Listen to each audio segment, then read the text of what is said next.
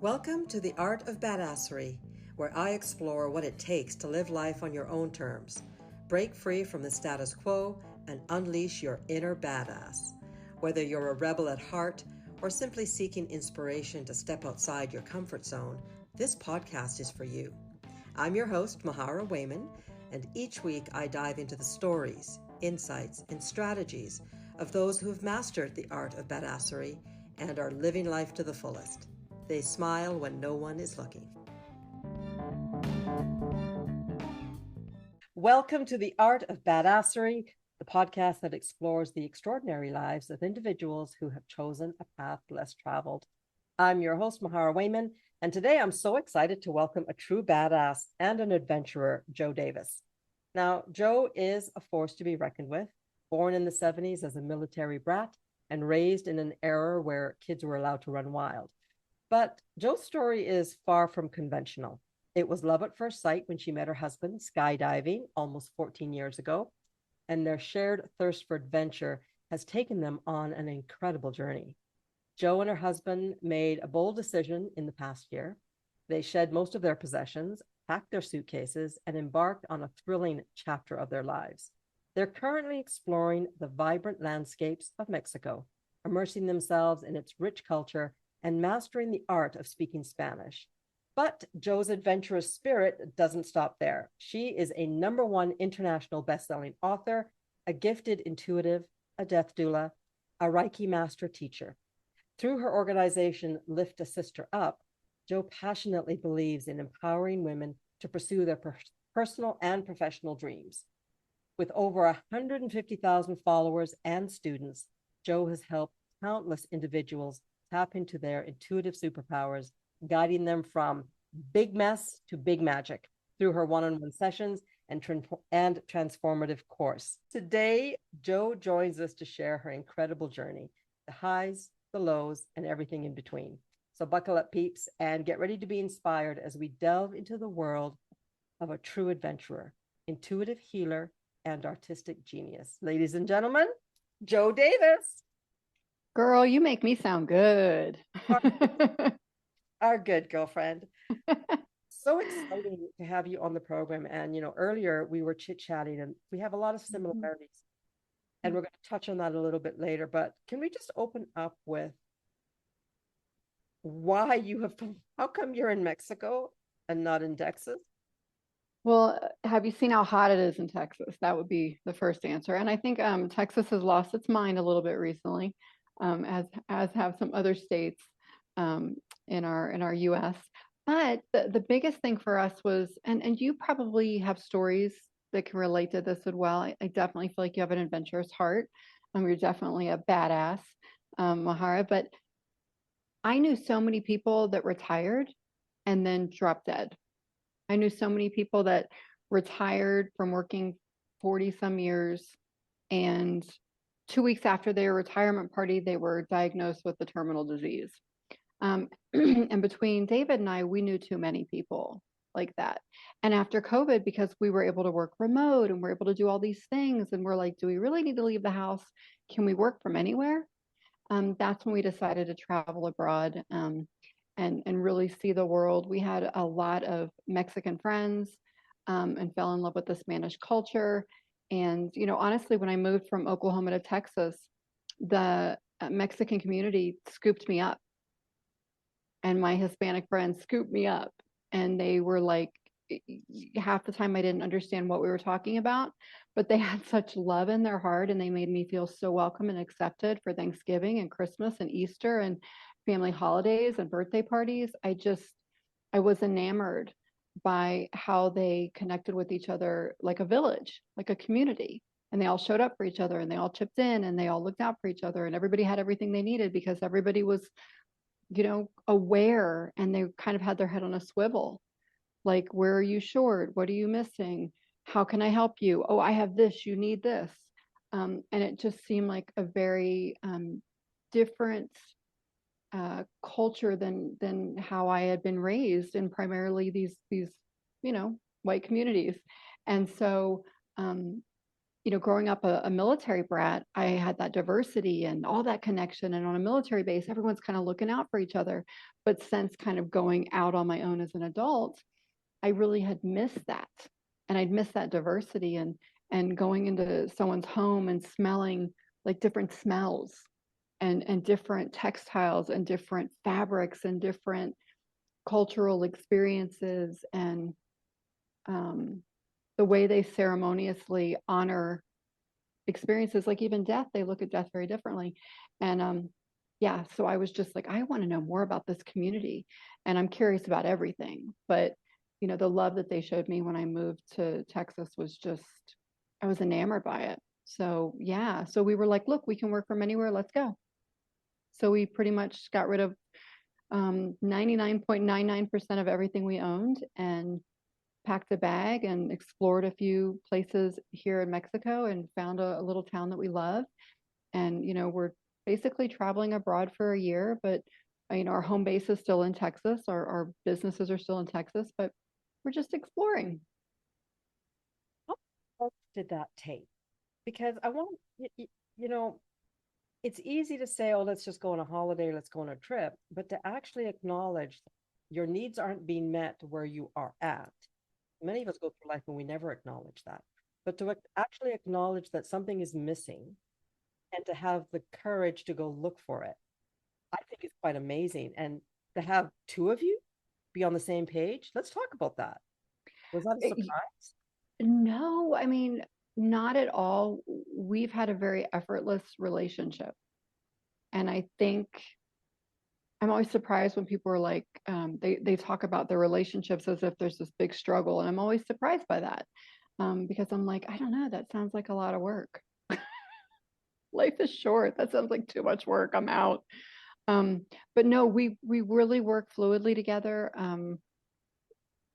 All I can say is it's been relatively effortless. The most difficult thing of all of this was, I would say that downsizing should come with a support group. that moving to another country where you don't really speak hardly any of the language should have a support group. and we were talking about this earlier, Mara. We were talking about how some things seem terrifying to some people and other things seem terrifying to other people. And for me, I have hundreds of skydives, and that's nothing compared to contributing a chapter to a book. That's nothing compared to moving to a foreign country. That's nothing compared to, I can remember attending PTA meetings where I thought I was going to vomit because I was just like, oh, this is such an uncomfortable experience. Just looking around the room like, these are not my people, but I need to be here for my kiddo. So for me, a PTA meeting was scarier than jumping out of a plane. So when people are like measuring up, how am I a badass? I'm like, how do you do at a PTA meeting? Because I'm guarantee you do better than me. Oh my God. What a great example.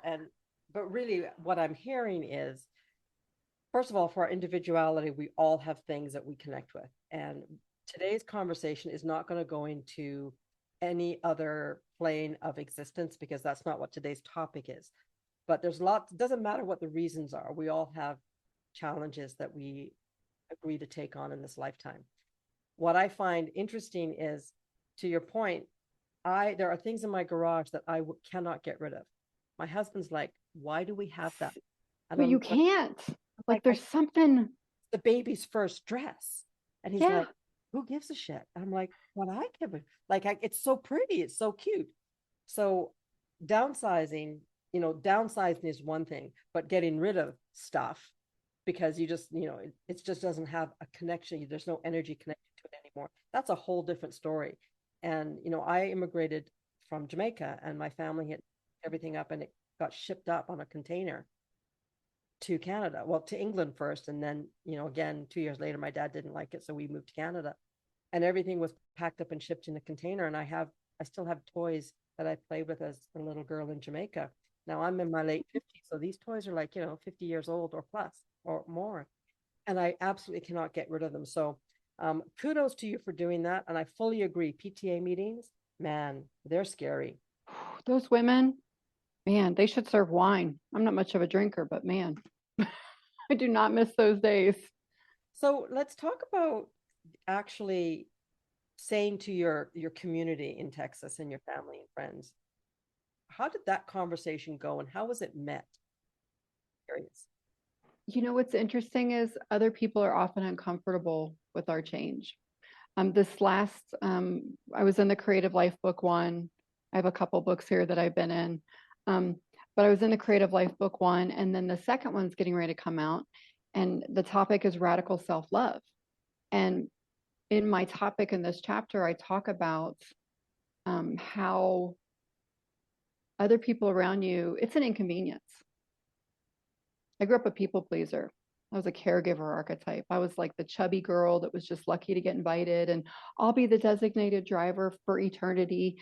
I didn't know my worth. I didn't know that I was kind of a badass bitch. I didn't know how strong I was and gifted, like intuitively gifted. I had these like superpowers, which so many of us have, and we don't even know it. And so I love this chapter because it talks about how when you're a people pleaser, it's an inconvenience to the people around you when you blossom. It's an inconvenience to the people around you also when you step into your badassery. When you step into a new season of your life, they're like, wait a minute. I remember David had one friend. This is so crazy to me. And he messaged him and he actually said, I need to understand why you're doing this. He said, I need to understand. We need to have a conversation. I need to understand why you're doing this. And we're both like, okay, next. Because it's uncomfortable to other people when they're in a state of complacency. And I'm not saying everyone needs to go do something crazy. There's lots of people that have gone off the rails and made big changes in their life when they had no business making them because they weren't in the right space, the right headspace, or the right heart space, and it was for the wrong reasons. Not everybody should go do that. But my gosh, to be able to celebrate each other and at least get a good seat in the theater to watch them and cheer them on.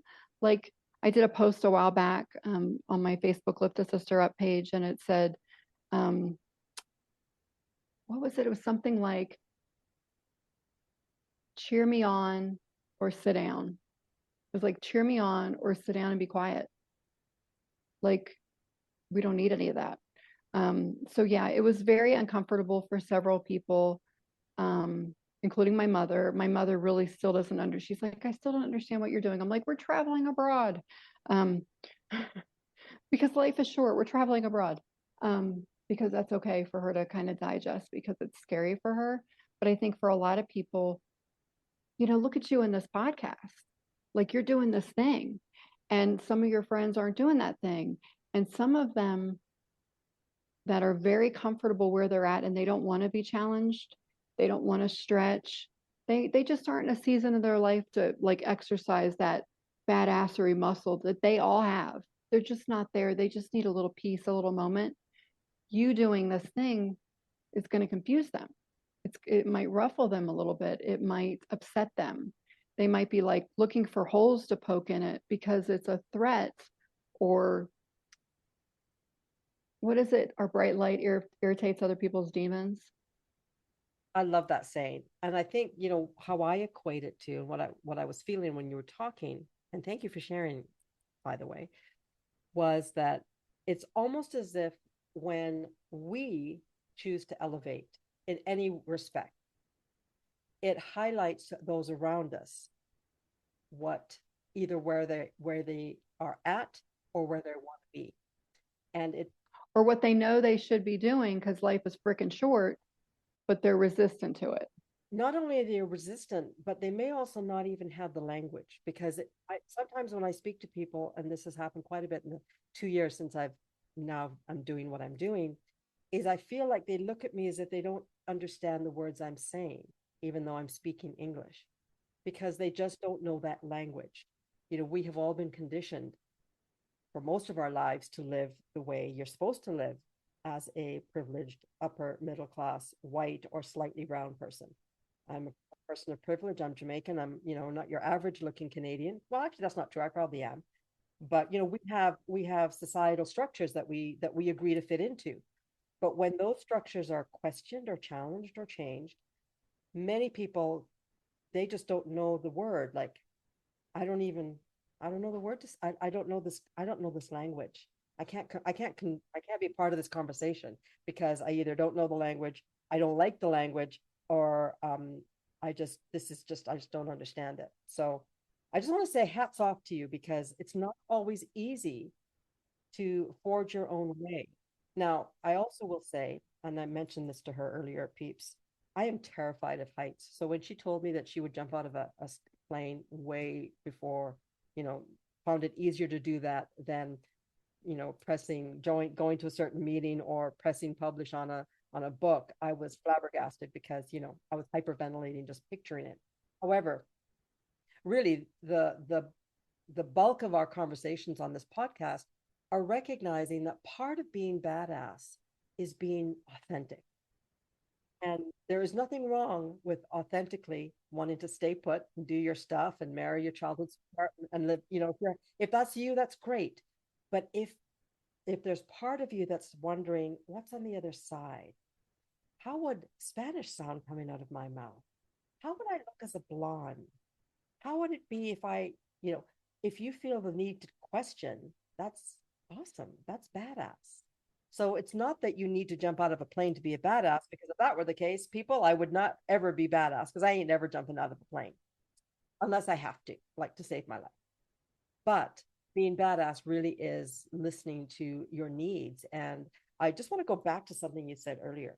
I think it's very powerful that you said that you went back to the feeling that you had as a child, which was one of inclusivity and experiment and unconditional love and support.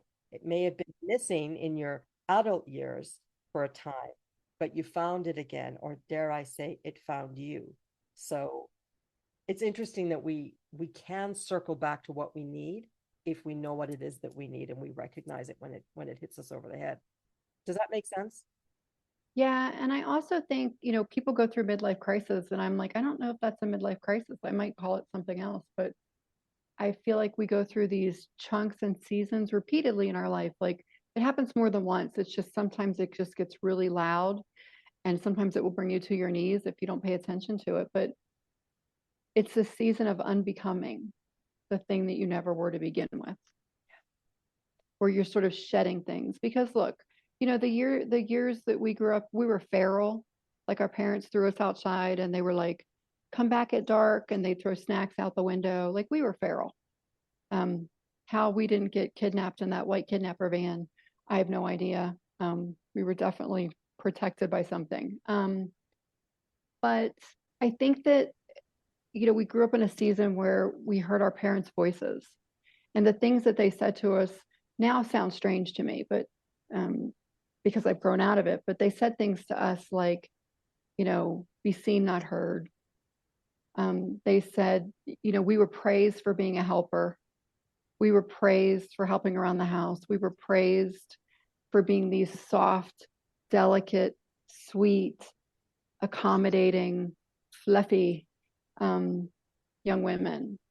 And I don't think that's what the world needs right now. I think, we need sharp tongues and loud voices, especially for the voices that are always shushed, and for groups of people that have been alienated and marginalized. I think it's our time to be fucking loud and loving and kind and inclusive, and understanding about other cultures that are on the planet, and beliefs and religions and all the things. Like it's a big world, but we go through these waves and seasons of unbecoming. And if we pay attention to them when we're younger, we get the adventures and we get the amazing people in our life, and we get all the good stuff. But when we don't pay attention to it, it's like Sisyphus, rolling that boulder up the hill, and every day the boulder comes back down, and he's cursed to just every day rolling that boulder up the hill, and every day it comes back down. And if we can really hone in on that, letting go of things that don't serve us, and letting go of ideas that other people implanted in our brain. Because look, girl, when we're kids, we love everybody. We love Susie's house, that has the weird food and the different culture and the different smells and the different music and the different musical instruments in their house. And then we love Bobby, who wears a yarmulke, and we love all these different cultures because we're never told anything different.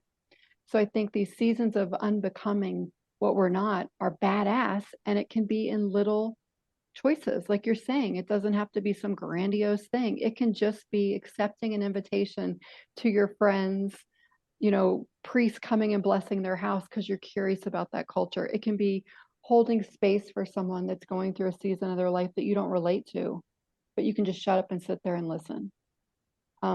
These are all badass things. So we're going to take a short break right now, but I'll be back with my guest within 60 seconds. Ladies, unlock your inner badass and transform your life with my monthly subscription workshop. For just $47 a month, you'll have exclusive access to work closely with me, Mahara Wayman, as we dive deep into all things badass, from personal development to conquering your goals. Imagine waking up every day with confidence, purpose, and a smile that radiates your newfound strength.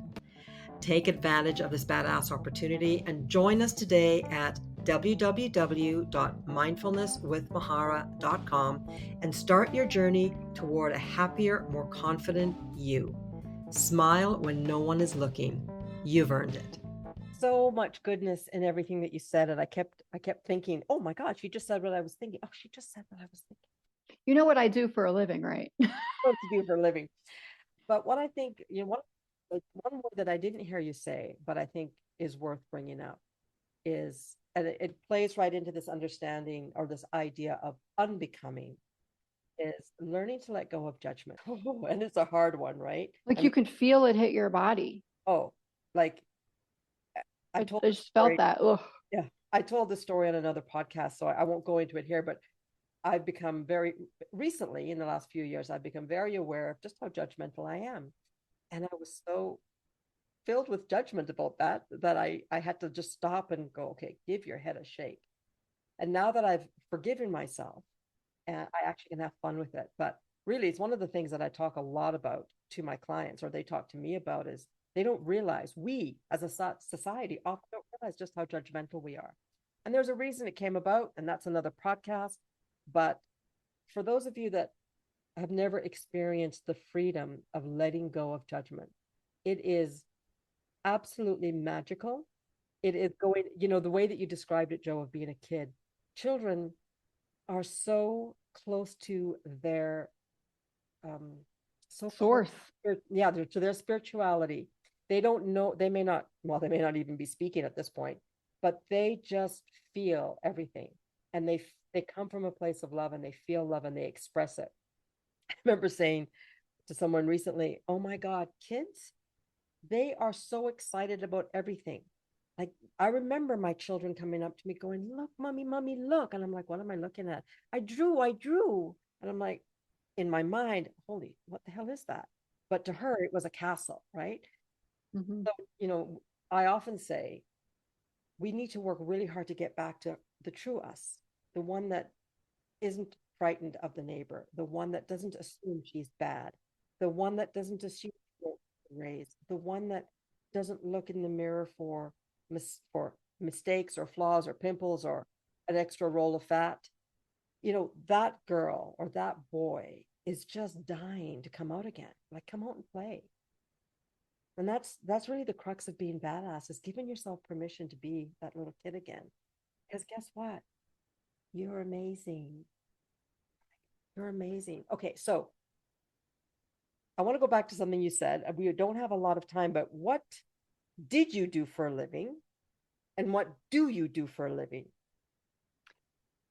So I always kind of worked in the corporate world. My last job was about 10 years in the corporate world, working as an image consultant, a managing director. I dealt with other image consultants, doctors, all these things. And as I was working in that job, I would do these consultations with clients in this like small room. And I didn't realize at the time I had all these gifts, but I would be sitting in the room with like a husband and wife, and I would know things. There was no way I could know. I would be sitting in the room with them, and I would be like, wow, he like is verbally abusive to her. He is this, or he is that, or, oh, she's saving money up to leave him. Like I would just sit there and be like, bah, bah, bah, bah, bah, bah. And I was like, and it became a source of anxiety for me. And it almost felt like cheating because I was in sales too. And then I know all of this stuff about it. It felt like, I don't know, it didn't feel like an integrity filled space towards the end because I was like, I feel like I'm cheating the system. And I would make predictions and they would come true, and especially about people's health as far as their illnesses and things like that. Things I would know there was no way I could know. And it just got more intense and more intense and more intense. It became a big source of anxiety. I was having chest pain every day. And finally, I was let go from my job, which was the greatest blessing ever. And so, in shifting from that work to the work I do now, I was like, you know what? Everything's been pulled out from under me. Everything. Everything's been pulled out from under me. I can create this moment. I don't have to worry about being liked because everyone's gone. You know, all the people I was a workaholic and all my people I work with were like later. Um, and so they just sort of all disappeared. Um, and I had this clean slate that I could finally be honest and real about, okay, why am I here? I have these gifts I can't explain. There were just too many things that had happened. I mean, dozens and dozens and dozens and dozens of crazy stories. Um, and I knew I needed to honor it. And I think that's badass. I think that most people, I have so many clients that, like right now, I have a client that has these amazing intuitive gifts. And I'm like, she doesn't even know. She doesn't even know that she's sitting on God stuff. She's sitting on like divine connections and serendipitous information. And I mean, she's got a whole team working on her behalf with these gifts. And she's like a realtor or something. I mean, so it's really amazing to me. So now the work I do is one-on-one sessions. I also put on retreats. I have a bunch of guests coming today for a 1 week retreat here in Mexico, and I do intuitive single sessions. But the main thing I do, girl, that I'm super passionate about is my Big Mess to Big Magic course, because it's teaching other women primarily. I have female clients, mostly women. It's teaching them how to tap into their gifts. I'm like, you don't need me. Like, I'll teach you how to listen to your gut. I'll teach you how to listen to your intuition. I'll teach you how to, you know, clear up that muddied, staticky phone line to God, your higher power, your angels, your guides, whatever. I don't care, whatever you call it. I don't think he or she cares either. Um, but that's what I'm passionate about, teaching empaths how to unplug, because there's all these people that talk about social anxiety. They're anxious, they're empathic, they're sensitive, they feel everybody else's stuff. And then I start working with them and I'm like, there's nothing wrong with you. And they're like, but I'm anxious all the time. I'm like, you're fine. You're an empath. You're absorbing everyone else's shit show and you think it's yours. You're rattling because you've abandoned yourself. You're rattling because everything is getting in there because you're not honoring your sacred space. If we're this dense, solid, bright white light, things can't get in there that don't serve us because we're just exuding it. It's like bug repellent for the non-nasty. I don't have to put up walls or boundaries or shielding. I'm just like, and anything that doesn't match that frequency is physically uncomfortable in my presence. And it's not because I'm making them uncomfortable. It's because they're like, I can't, I can't get to that frequency. I can't get to that vibration. So I'm just going to stand back here and watch, which is fine, which is fine. But if we teach other empaths how to unplug, all of a sudden it gets real quiet. And all of a sudden their intuition is like, boom, boom, boom. I mean, everything crazy from like lottery numbers to picking a horse at the horse race. I mean, just or knowing what phone call to answer and what email not to return, and people that are in your life that are, everybody thinks is fabulous, but something's a little off about them. So you stand back and then you find out later they weren't good people, but you listen to your gut. So you start building, your self-esteem and trusting yourself, these little steps. So I love working with people and teaching them how to do that because, man, we got, especially women, we got some gifts. And it's so needed. I love, love, love. And yeah, I'm not going to show it on screen, but a really dear friend of mine and I are talking about our our psychic gifts. And I have ignored mine for years. And she's like, you need to stop. And I'm like, well, I don't know. I got these cards because I thought they were pretty. I got my daughter to buy me a set of tarot cards for fun. But I don't, too much work to learn how to do tarot. And, I spent an hour yesterday on doing tarot cards with her. And I'm like, well, there you go. Now I'm doing it.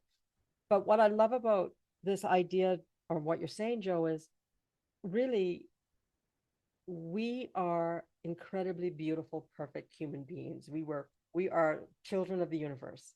And every single one of us is here for a reason. We're not here just to shoot the shit and get the crap beat out of us, or to be spit on, or to feel badly, or any of that stuff. We may be in that place today, but that's not, we don't have to stay there. Being comfortable with ourselves, whether we are empath or not, whether we are um, outgoing or not, is everything, because we are worthy of happiness. And if we travel to find it, It's great. our birthright. It's our birthright. Our joy, our gifts, our badassery. It's our birthright. We just forgot. We do forget. And some of us may never have, maybe a brand new conversation with words that don't make sense to you. But these conversations may ring a bell in somebody's head. And that's my goal. My goal is for every person, man or woman, to understand that they are special and they bring something to the world. And one of the best ways to do that is to just admit that you want to be part of the world, and admit that you deserve to be here. And that's a lot of the work that I do with my clients, is to help them see how beautiful they are and how much they matter, and how We're made of star stuff. Like, we're literally made of the same stuff that stars are made out of. Like, even science confirms how magical we are. Even, science confirms that energy and intuition and predicting things and feeling into things, it's measurable. Even yogurt gives off energy. If you hook up, electrodes to yogurt, it gives off measurable frequency and energy. Tesla knew it. And so I love that we're in this beautiful season where you and I are having conversations like this, and it's normal. It's normal. And we're not being kept in a kitchen, and we're not just here, go fold some laundry. And women, we're just living in the best time. We're just living in the best time. We got stuff to do. Let's go. it's our time. Okay, we've only got a few minutes left, unfortunately. But what are some of the things that you would recommend to our listeners, or just share with us a couple things that you may do on a regular basis that remind you of your glory or your badassery? Okay, two things really quick.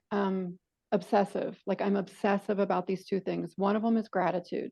I obsess on gratitude. I obsess on gratitude like it is my cocaine. Like I really don't drink. I don't do drugs. But dude, gratitude would be my crack. But like, seriously, gratitude is like, my crack. I love it. Like, I'm addicted to gratitude. But when people obsess in that space, it raises our frequency, and it starts sending, the universe goes, oh, she wants more things to be grateful for. That's what it hears. So the universe starts sending us, ooh, and then if also you're obsessing on gratitude, it naturally, which is the work I do, is teaching women how to effortlessly let the stories that we hoard in our heart about our past, why they happened, who did us wrong, or our ex, whatever bull crap we believe in our heart, real things that happen. But the work in this gratitude space allows them to kind of just softly spill off to the sides. We don't have to dig in our heels with those stories, because we're in gratitude. We can even be in gratitude for an ex. Thank God, look at the things he taught me. He taught me to find my voice. He taught me to step on my own and take care of myself and provide for my family. Thank heavens. So gratitude. The second thing is this: the first thing in the morning when my feet hit the floor, I obsess on this. And actually, my best friend taught me this one day. She learned it at a class or something, and I've been telling everyone and teaching everyone. And it's this mantra or prayer: nothing shall enter the sacred space that doesn't serve my highest good. And when I say nothing shall enter this sacred space that doesn't serve my highest good, like nothing's allowed in this space that doesn't match up to that frequency and bring me the good stuff: healing, health, prosperity, loving, amazing people, learning in maybe not such painful ways. But that higher frequency is where it needs to meet me. Then basically what I'm saying is, I'm sending out a message or a prayer to God, my angels, Mother Mary, whatever it is that someone believes, it doesn't matter. But I'm sending that message out, and I'm saying, hey, y'all have been waiting on the sidelines for me to finally figure out I'm not in control of everything. as a control freak woman, that we all are, I'm not in control, and I need you all to get to work. I need you all to come on up to the front line, and I need you to sort through these interactions over here and sort through this opportunity over here. And I need you to handle my safety, and I need you to handle my good people that are meant to find me in this lifetime. But you're saying nothing shall enter the sacred space that doesn't serve my highest good. You're giving this command out, or this prayer or request, to let all these other entities, God, Jesus, Buddha, I don't care.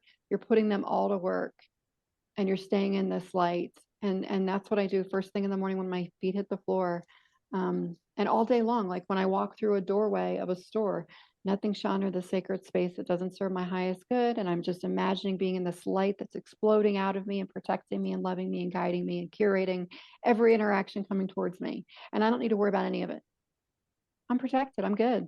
I'm good. I'm lit up like a Christmas tree, and I'm drawing in all the good shit and all the amazing people. And, I've been blessed that people show up in my life, Mahari, and they're like, how can I help you today? Hey, do you want to be a part of this book? Hey, do you want to do this? Do you want to? And I'm like, wee. So it's like this ride. But those are the two things, my mantra, and then being in gratitude as if my life depends on it. Okay, Joe, I can't thank you enough for this conversation. It was short, but I think it was, well, it was pretty powerful, jam-packed with lots of great, great things. Just to recap, you are in Mexico, living the life.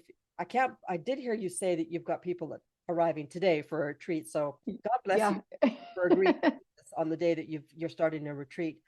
But two things that you shared with us that are super powerful, and everyone, please check the show notes, because I'm going to drop lots of goodies on how to connect with her. I'm going to write out that mantra because I think it's beautiful.